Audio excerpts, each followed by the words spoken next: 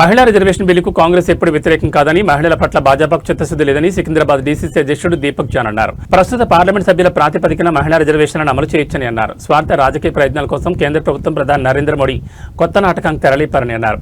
తమిళనాడు, పశ్చిమ బెంగాల్ రాష్ట్రాల్లో జరగనున్న అసెంబ్లీ ఎన్నికల్లో భాజపా తన ఉనికి చాటుకునేందుకు పార్లమెంట్లో బిల్లుల పేరిట ప్రజలను, మహిళలను తప్పుదో పట్టిస్తున్నట్టు తెలిపారు. మహిళా రిజర్వేషన్ బిల్లు ముసుగులో డీలిమిటేషన్ బిల్లును ప్రవేశపెట్టి ఆమోదింపజేసి దక్షిణాది రాష్ట్రాలకు అన్యాయం చేయాలని కేంద్ర ప్రభుత్వం భావించినట్లు వెల్లడించారు.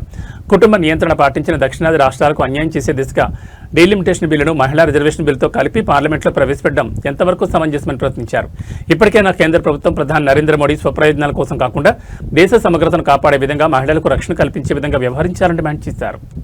కాంగ్రెస్ కమిటీ తరఫున మీడియా పాత్రికేయులకు, అదేవిధంగా సికింద్రాబాద్ జిల్లాకి సంబంధించిన అందరూ వ్యక్తులకు నమస్కారం తెలియపరుస్తూ ఈ యొక్క press conference Secunderabad district Congress committee ఆధ్వర్యంలో చేపట్టడం జరుగుతుంది. ఈ యొక్క ప్రెస్ కాన్ఫరెన్స్ ఏదైతే ఈ అమెండ్మెంట్ యాక్ట్ తీసుకురావడం జరిగిందో, దాంతోపాటు ఉమెన్స్ రిజర్వేషన్ బిల్ ఏదైతే టేబుల్ చేయడం జరిగిందో పార్లమెంట్లో, దానిపైన మాట్లాడడానికి ఈ యొక్క ప్రెస్ కాన్ఫరెన్స్ చేపట్టడం జరుగుతుంది. మనకందరికీ తెలిసిందే, ఏదైతే కాన్స్టిట్యూషన్ అమెండ్మెంట్ బిల్, అదేవిధంగా ఉమెన్స్ రిజర్వేషన్ బిల్ ఏదైతే పార్లమెంట్లో ప్రవేశపెట్టడం జరిగిందో, దాన్ని కాంగ్రెస్ పార్టీ, దాని తర్వాత దాంతోపాటు ఈ ఏదైతే ఇండియా బ్లాక్ ఉందో వాళ్ళందరూ కలిసి దాన్ని ఓడించడం జరిగింది. ఈ ఓడించడంలో చాలా కారణాలు ఉన్నాయి. ముందు కారణం ఏంటంటే, ఏదైతే ఈ ఉమెన్స్ రిజర్వేషన్ బిల్ ఉందో దాన్ని ఈ కాన్స్టిట్యూషన్ అమెండ్మెంట్ బిల్తో లింక్ చేయడం జరిగింది.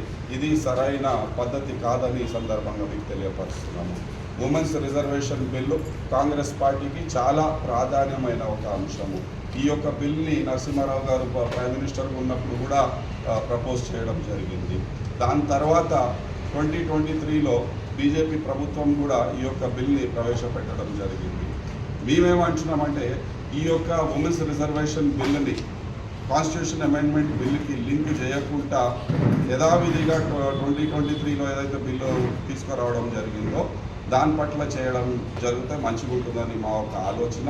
ఇప్పుడున్న 543 సీట్స్ ఏదైతే పార్లమెంట్లో ఉన్నాయో దేశవ్యాప్తంగా, అందులో 33% రిజర్వేషన్ ఇస్తే బాగుంటుంది అని మా ఒక ఆలోచన. చెప్తున్నామంటే, ఎప్పుడైతే ఈ women's reservation bill constitution amendment బిల్లుకి లింక్ చేయడం జరిగిందో అదే తప్పు అని ఈ సందర్భంగా మీకు తెలియపరుస్తున్నాము.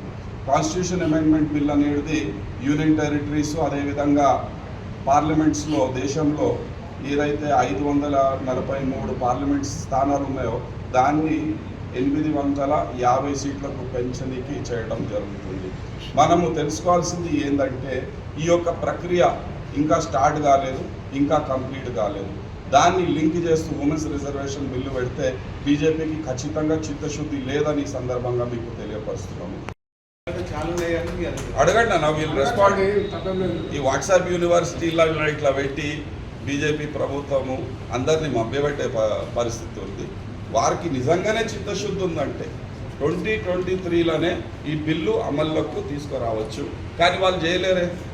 మనం ఆలోచించాల్సింది ఏంటంటే, వాళ్ళు ఎందుకు చేస్తలేరు దాన్ని. మనువాదం అనేది మహిళలకు హక్కు ఇవ్వదు. మహిళలు ఎప్పుడు వెనక, వారు రిజర్వేషన్స్ ఇస్తారా మహిళలకు?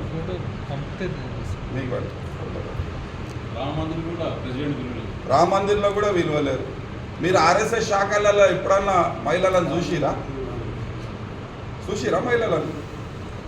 వాళ్ళు మనువాదంలో ఏమంటారు, ఆడవాళ్ళు ఇంట్లో ఉండాలా, ఇల్లు పనులు చూసుకోవాలా, బయటికి రావద్దు అనే ఒక కార్యక్రమం. వీళ్ళకి ఆ చిత్తశుద్ధి మహిళల పట్ల, రైట్?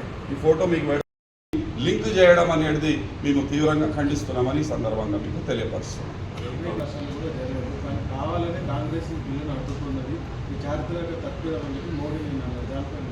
నేను అదే చెప్పినాను కదా బ్రదర్. ఇప్పుడు ఏదైతే పాపులేషన్ కంట్రోల్ని దృష్టిలో పెట్టుకొని దక్షిణాది రాష్ట్రాలు పాపులేషన్ కంట్రోల్ చేసిరో, దాంతో ఏమవుతుందంటే ఈసారి మనకు పాపులేషన్ పరంగా పెట్టుకుంటే మనకు సీట్లు తక్కువ వస్తుంది. అదే యూపీలో 80 సీట్లు ఉన్నాయి, వాళ్ళు పాపులేషన్ కంట్రోల్ చేసుకోలేరు, వాళ్ళకు 120 సీట్స్ అవుతాయి. ఇప్పుడు నార్త్లో వాళ్ళు ఏదైతే పోలరైజేషన్ చేసి ఎలక్షన్లు గెలవడం జరుగుతుందో వాళ్ళకే మేలు చేస్తుంది కదా ఈ యొక్క బిల్లు. సో ఖచ్చితంగా దీన్ని మేము వ్యతిరేకిస్తున్నాము. ఏదైతే ఉమెన్స్ రిజర్వేషన్ బిల్లుని అడ్డంగా పెట్టుకొని డీలిమిటేషన్ ఎక్సర్సైజ్ ఏదైతే చేయడం జరుగుతుందో దాన్ని మేము ఖచ్చితంగా తీవ్రంగా ఖండిస్తున్నామని ఈ సందర్భంగా మీకు తెలియపరుస్తున్నాం. ఇప్పుడు ఇది ఒక ప్రజాస్వామ్యంలో ఎవరిపైన మనం ఫోర్స్ చేయలేము. మనం ఒక పాలసీ తీసుకొస్తాము, ఆ పాలసీ ప్రకారము స్టేట్స్ వర్క్ చేస్తాయి. ఓకే, అందులో సదర్న్ స్టేట్స్ చాలా బాగా పనిచేసారు, పాపులేషన్ నియంత్రణ చేసారు. కానీ నార్థన్ స్టేట్స్ చేయలేరు, నార్త్ ఈస్టర్న్ స్టేట్స్ కూడా చేసారు. ఇందులో దక్షిణ భారతానికి సంబంధించిన రాష్ట్రాలే కాదు, నార్త్ ఈస్టర్న్ స్టేట్స్ కూడా చాలా ఇబ్బందికరమైన పరిస్థితులు వాళ్ళు అనుభవిస్తారని ఈ సందర్భంగా మీ అందరికీ తెలియపరుస్తున్నారు. ఇవ్వడం జరిగింది. తమిళనాడులో 40 పార్లమెంట్ సీట్స్ ఉన్నాయి, యూపీలో 80 పార్లమెంట్ సీట్స్ ఉన్నాయి. ఈ యొక్క డిఫరెన్స్ వచ్చేసి 40 సీట్లు. ఓకే, 80 - 40 50% రేషియోలో మీరు చేసుకుంటే తమిళనాడులో 60 సీట్స్ అవుతాయి, యూపీలో 120 సీట్స్ అవుతాయి. ఈ డిఫరెన్స్ వచ్చేసి 60 అవుతుంది. అంటే 20 సీట్స్ ఎక్కువ యూపీలో దొరుకుతుంది, మనకు 20 సీట్స్ తగ్గుతుంది. అయితే దక్షిణ రాష్ట్రాలకి ఇది మైనస్ చేసినట్టే కదా, ఇది ఒక రాజకీయ కుట్ర కదా.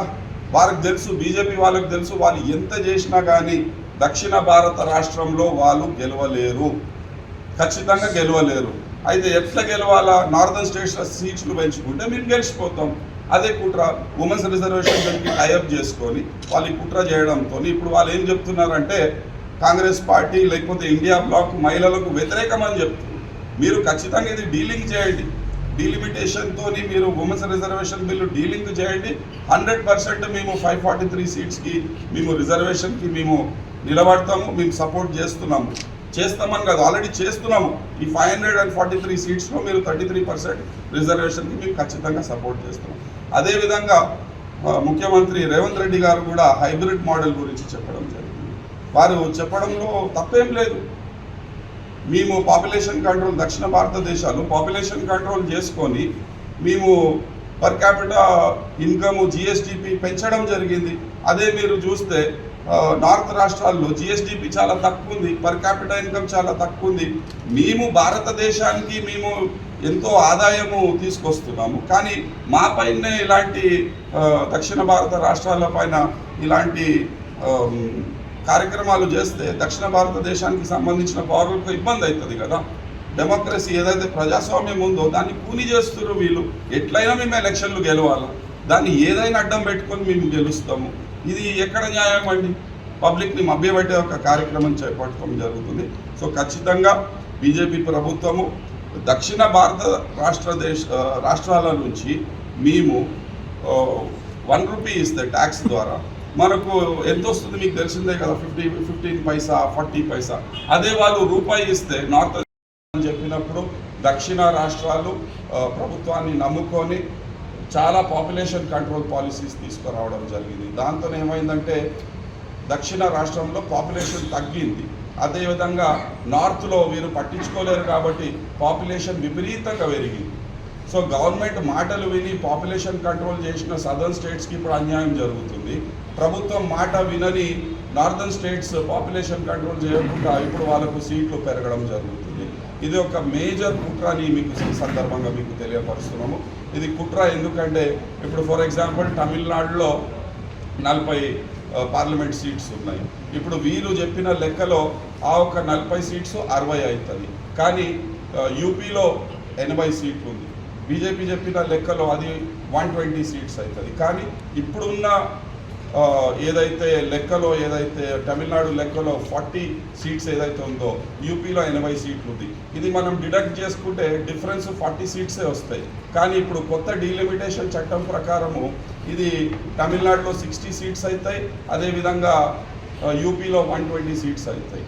అయితే ఇందులో 60 సీట్స్ ఎక్స్ట్రా వస్తుంది వాళ్ళకి. అంటే గ్యాప్ అనేది ఒక 20 సీట్స్ ఎక్కువ ఉత్తరప్రదేశ్లో పెరగడం జరుగుతుంది. పాపులేషన్ని అడ్డు పెట్టుకొని ఏదైతే గెలవాలని కుట్ర ఈ బీజేపీ ప్రభుత్వం చేస్తుందో దాన్ని మేము తీవ్రంగా ఖండిస్తున్నాము. దాంతోపాటు ఏదైతే ఉమెన్స్ రిజర్వేషన్ బిల్లుని అడ్డంగా పెట్టుకొని ఈ డీలిమిటేషన్ చేద్దాం అనుకుంటున్నారో దాన్ని మేము తీవ్రంగా ఖండిస్తున్నామని ఈ సందర్భంగా మీకు తెలియపరుస్తున్నాము. కాంగ్రెస్ పార్టీ 100% 33% రిజర్వేషన్ ఏదైతే మహిళలకు ఇవ్వాలని ఉందో దానికి కట్టుబడి ఉంది. ఖచ్చితంగా మీరు ఈ 33% రిజర్వేషన్ ఏదైతే ఉందో ఈ 543 సీట్స్లో ముందు చేయండి. దాని తర్వాత డీలిమిటేషన్ అయినప్పుడు అప్పుడు మీరు దీనికి 33% చేసుకుంటే బాగుంటుందని ఈ సందర్భంగా మీకు తెలియపరుస్తూ